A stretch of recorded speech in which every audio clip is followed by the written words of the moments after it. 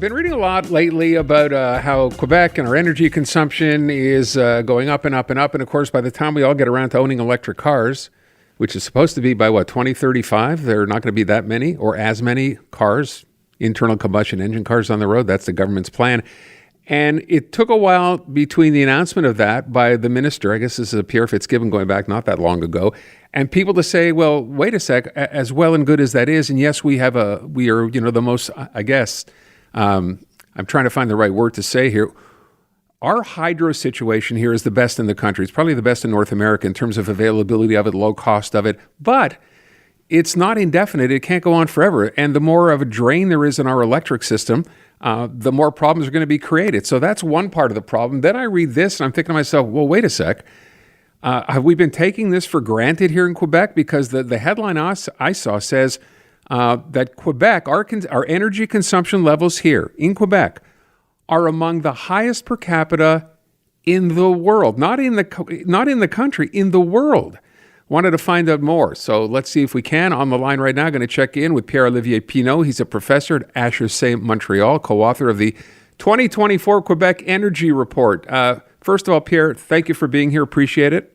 My pleasure. Hi. Can I ask the question, because now I'm concerned. I said it's one thing to say, okay, look, we have a tremendous natural resource here in hydropower, but it is not infinite, right? Of course it isn't.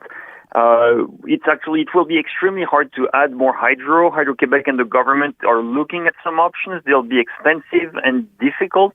It's possible to add a little bit, but, we cannot add much more, maybe 1,000 or 2,000 megawatt, a few more thousand, but we have 40,000 megawatt of installed capacity of hydro. So if we can add 5, that would be probably the max. 5,000 more, that would probably be the maximum. We'll have to look at wind or other options. And of course, the first thing we should look at is energy efficiency. We should save. Quebecers are not worse than other North Americans in terms of average energy consumption per capita. But in terms of electricity, we are way above anyone in North America. We are using a lot of electricity, which is clean. So in a way, it's not such a big problem. But the problem will be if we want to use even more, then we'll run into higher costs, bigger systems. And then we'll have to, my advice is we should think twice about how we are using energy, electricity particularly, because it cannot grow indefinitely. So I read a thing, and I know we're going to be talking about this later on my show today, but the idea of people now who want to, I guess you'd say, private energy consumption. So things like, on roofs now where you can actually take care of your own heating, although I understand it's still fairly expensive to do it that way with solar panels. Is that a solution? Well, for heating, the solution is better thermal envelopes, better buildings. We call these kind of buildings passive houses or net zero buildings. So we need to not so much invest in our heating systems, although, I think geothermal energy is a good way to go. Having more solar thermal energy would also be good. But the key aspect of our building is to retrofit them to make them more energy efficient. There are many things we could do. Of course, it does require some capital and some work, so we cannot do that overnight, but we can reduce by 50, 60, 70% our heating bills if we do the right things, along a few years and renovate our buildings. So when you talk about retrofitting, so are we talking residentially, commercially, or just pretty much whatever we can, we should try to go ahead and retrofit to bring our bills down? We should retrofit all of our okay. buildings. It's really, when we look at if we really want to go to net zero by 2050, we need to drive our building energy consumption down by 50, 60%, huge percentages. And of course, we cannot only wait for new buildings to be more energy efficient. Right. We need to look at the existing stock and make that stock more efficient. How do people are hearing this and saying, we're all in for that? Obviously, we don't want to ever have to think of a time when we get to in Quebec an energy shortage. How expensive and how reasonable a proposition is it for someone to now consider doing this now, to go ahead and fix your house up so you're not drawing as much energy? And how does the government get involved in this? Because they can't expect taxpayers to necessarily all do it on their own. Of course. Well, first, that's probably one of the few good news is that the Quebec government is looking at a law to have some regulation on the energy efficiency of buildings. So first, we should let people know if their building is efficient or not as efficient and how you can improve it. So there are a lot of ways to have this kind of energy audits where basically you get someone come to your home and say, well, okay, this is not so good or this is good. And you could change your windows. You can insulate your basement. You can do geothermy. You can have a heat pump. So there are many ways that you can actually do, and some of them are already subsidized, like heat pump, for example, and some of them are less subsidized or less, we are looking less at these options, like do the full retrofit, but then you can do that over many years. So the government should provide some incentives, some information, and we should also let people know that it's something that is worthwhile as a financial proposition, not over 5 years, but over the 20, 40 years of your house. It will be good. So we take mortgages for over 20, 25 years.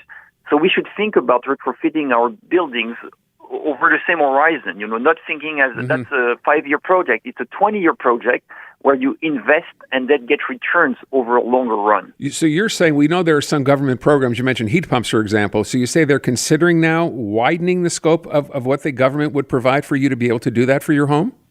Yes, well, they already do provide some small subsidies for new windows.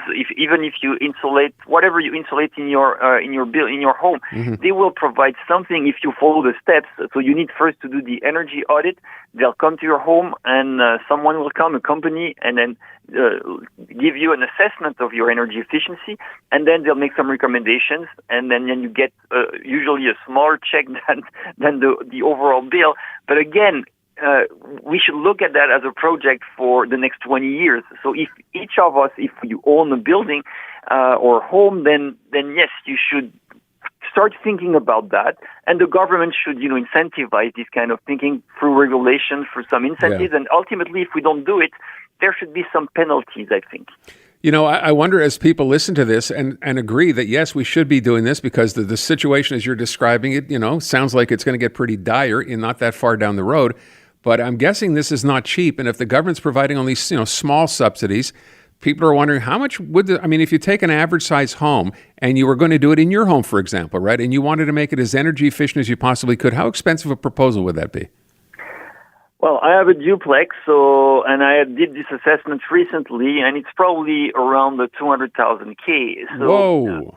So it is expensive, but again, we should think about these things not over the small run and the short term, but over the next 20 years, and that's for the everything. So you may not want to have like the everything from the beginning. You can do smaller steps. So for example, personally, my windows were very old, so I decided, okay, we'll start with that. We'll change them, and then when you change your windows, you do that for the next 50 years. And that's fine, and you get improved quality of life. So and then we're going for the passive house standard. But then there are things we can do over time, and then there are a few things. Then we'll get the savings from the energy bill.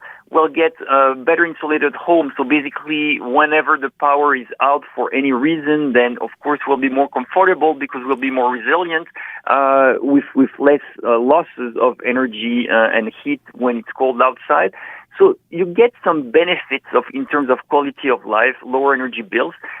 And overall, we should also be careful because, electricity prices will rise in the future, even though the government says, no, we'll never increase them by more than 3%, and then we'll keep them below inflation. It's not possible. If our consumption keeps growing globally as a society, then yes, we'll have to pay more. So that's the future of the future of the cost of electricity should be an incentive in itself. Yeah.